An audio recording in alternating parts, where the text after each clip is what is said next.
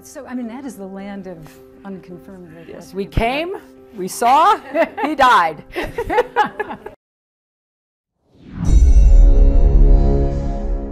We came, we saw, he died. Itu adalah statement dari sebuah cuplikan video hasil interview wartawan CBS News dengan Hillary Clinton sewaktu dirinya menjadi State Secretary atau Menlunya Amerika ketika mendengar kabar Gaddafi dieksekusi.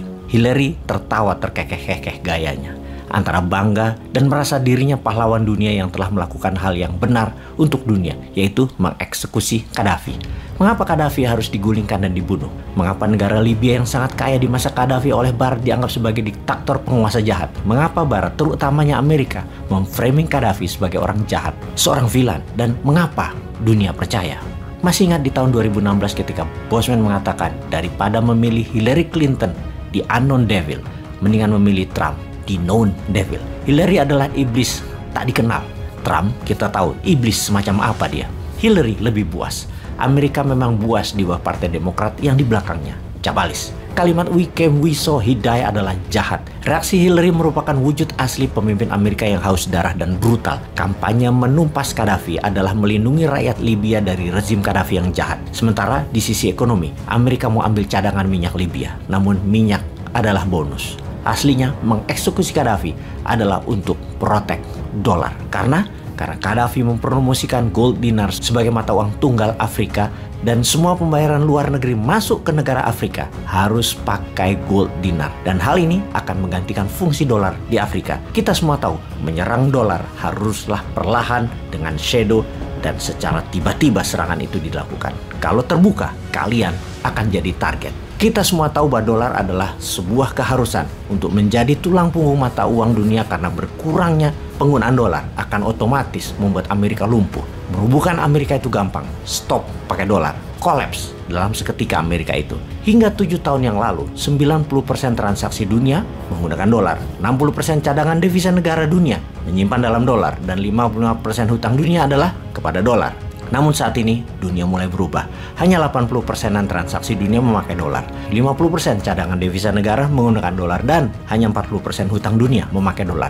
Yuan mulai ambil peran. Juga barter ambil peran besar terutama dalam 6 bulan ini efek perang di Ukraina. Kalau berkepanjangan dunia dalam keadaan perang, dolar akan ambyar. Dan kita harus berterima kasih kepada Putin yang setidaknya sekarang sahabat mulai paham kenapa new mind ke Putin, kenapa new mind pro Putin. Kekuatan dolar adalah kekuatan luar biasa bagi Amerika. Sehubungan dengan Gaddafi, Libya diserang full force. Serius sekali Amerika mengeksekusinya karena gold dinar adalah world threat bagi Amerika. Tiongkok selama memakai economic approach dilakukan hanya perang dagang dan perang ekonomi. Responnya oleh Amerika. Rusia pakai perang militer. Amerika suka karena dagang senjatanya nambah laku. Gaddafi mau menggantikan dolar. Disikat seketika. Makanya gold payment system kita harus bermain cantik. Dalam email Hillary yang bocor ke publik dikatakan dengan jelas, menumbangkan Gaddafi adalah melindungi dolar dan membuat kekuatan single currency Afrika tidak boleh terjadi. Karena independensi currency Afrika terputus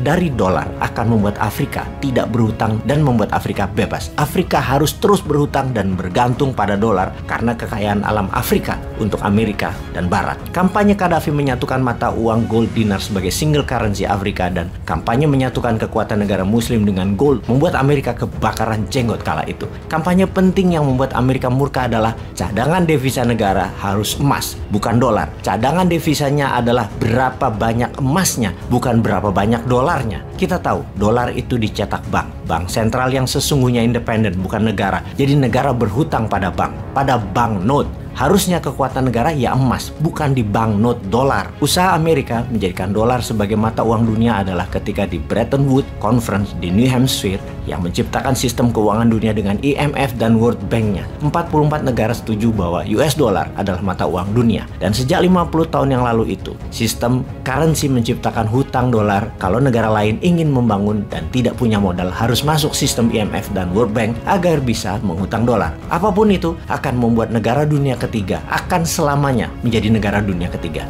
Miskin, menjadi negara miskin tak berdaulat dan selalu berhutang.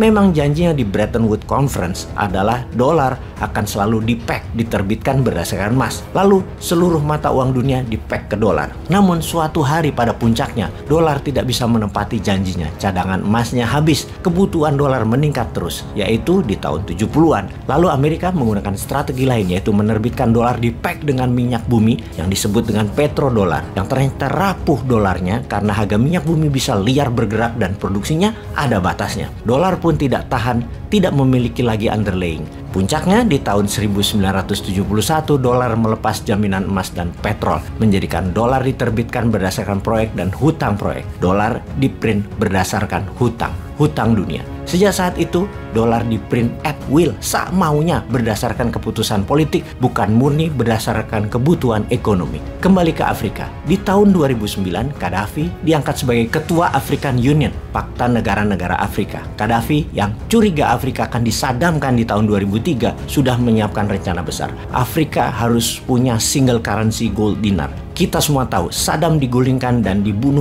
juga bukan karena senjata pemusnah massal milik Irak yang akan ditiadakan seperti kampanye George Bush, tetapi jangan sampai minyak Irak transaksi pakai emas dan bukan dolar dan menjadi menguat. Karena itu, Gaddafi dengan menyatukan seluruh kekuatan Afrika, Amerika tidak mungkin mensadamkan dirinya dan Libya. Gaddafi punya mimpi menyatukan Afrika, menjadikan Afrika the leading global player. Gaddafi adalah pionirnya, pendulunya sebelum Putin beraksi sekarang. Putin mempeg rubel dengan emas, oil, dan gas. Adalah sama dengan apa yang Saddam Hussein lakukan, juga sama dengan yang Gaddafi lakukan. Gaddafi strategi membuat Afrika menjadi satu negara, satu tentara, satu paspor, dan satu currency. Dua hal yaitu satu paspor dan satu tentara, Amerika dan Barat tidak takut. Tapi satu currency, Gaddafi must die. Semoga sahabat semakin paham, gold payment system kita juga punya masalah yang sama. Namun kali ini kita harus kompak, harus berani, dan segerakan semangat Indonesia emas. Hurrah!